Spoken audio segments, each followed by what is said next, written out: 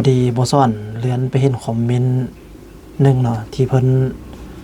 เป็น FC ของอาจารย์ภูศิวิไลหั่นล่ะพี่น้องก็คือว่าเพิ่นนั่นมักร้องเพลงของอาจารย์ภูเป็นชีวิตจิตใจเลยล่ะ เบิ่งเนาะเพิ่นก็เลยว่าอดบ่ได้คอมเมนต์เข้ามาคอมเมนต์เข้ามาว่าบอกให้อาจารย์ภูหันลดคีย์ลงอีกได้บ่ว่าซั่นเพลงอันรักสองแผ่นดินตำนานรักสองแผ่นดินเนาะของอาจารย์ภูศิวิไลที่เพิ่นปล่อยออกไปได้ปีกว่าๆแล้วล่ะเพลงนั้นน่ะแต่ว่าฮักกระแสมาดังอยู่ในต่อช่วงระยะหนึ่งเนาะเพิ่นเอาไปลิ้นแผ่นเสียงหลายสุดๆเลยเพลงนั้นน่ะเนาะก็คือเพลงตำนานรักสองแผ่นดินซึ่งเป็นเพลงที่อาจารย์ภูได้ประพันธ์ให้กับบ่าวนิพนธ์คำตะกะเนาะซึ่งตอนนั้นบ่าวนิพนธ์คำตะกะเพิ่นได้เป็นโปรดิวเซอร์เพลงนึงให้กับอาจารย์ภูศิวิไลนั่นก็คือเพลงตะเวนยางตาเนาะซึ่งเป็นเพลงแจ้งเกิดที่เฮ็ดให้อาจารย์ภูศิวิไลแล้วก็พ่อสอนได้มารู้จักกันในบทเพลงนั้นก็ถือว่าเป็นบทเพลงนึงที่เป็นประวัติศาสตร์เลยสำหรับเพลงนี้เนาะFC ท่านนี้เพิ่นคอมเมนต์มาว่าลดคีย์ลงมาบ้างว่าเพื่อเป็นทางเลือกให้ผู้ที่ร้องเสียงคีย์ไม่ถึงต้นฉบับเพื่อช่วยสร้างความผูกพันให้กับผลงานทางพ่อสอนเองก็บ่ได้นิ่งนอนใจเนาะก็ถือว่าก็ฮิบเอาคำคอมเมนต์นั้นไปถามอาจารย์ภูเนาะในมื้อนี้เลยล่ะพี่น้องแล้วก็มาเฮ็ดคลิปสู่พี่น้องเขาเบิ่งนี่ล่ะอาจารย์ภูเพิ่นว่าอนุญาตเนาะก็คือว่า FC เพิ่นขอลดคีย์ลงอีกได้บ่ว่าไอ้คิดว่าจังได๋เนาะก็คือว่าพอซ่อนทักทายไปหาอาจารย์ภูเนาะอาจารย์ภูก็ว่าทำไปเลยเพราะว่าเพลงนั้นก็คือว่าอาจารย์ภูเพิ่นร้องไว้เสียงสูง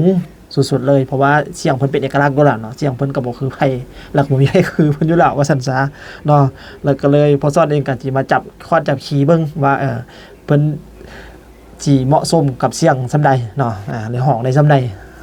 เอามาฟังนำกันเบิ่งว่าสิเป็นจังได๋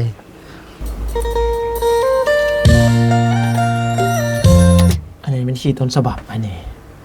เราวันนี้พอเขาจะมาลดคีย์ลงปุ๊บมันจะ ไหนซ้ำเด้อ เอาประมาณ-2ก่อนเนาะ-2ลองเบิ่งน่าจะได้แบบ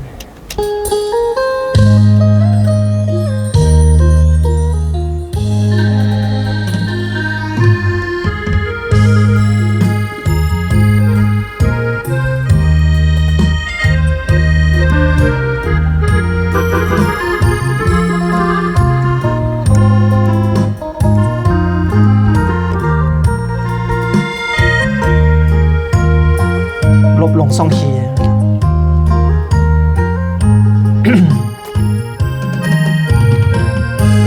ี่บ่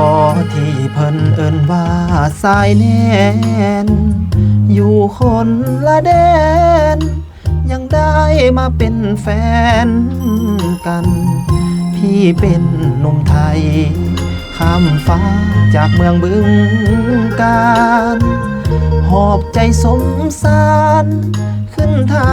ปากสันธานิน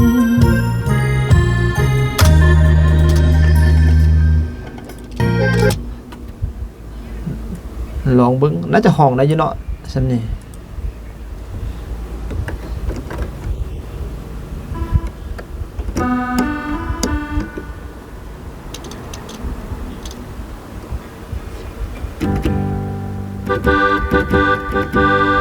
นี่บ่ที่เพิ่นเอิ้นว่าสายแน่นน่าจะเป็นคีย์ G นี่แหละเนาะหรือว่าคีย์ซอน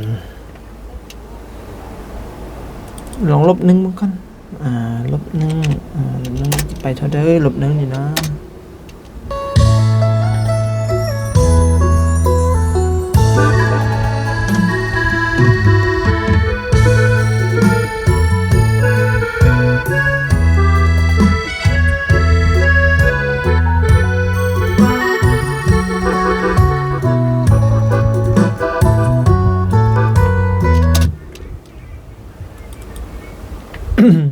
-3เนาะ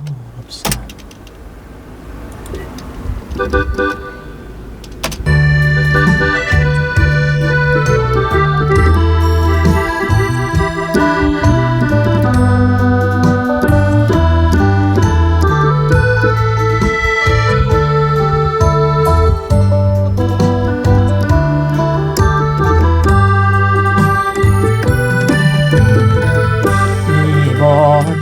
พิ่นเอิ้นว่า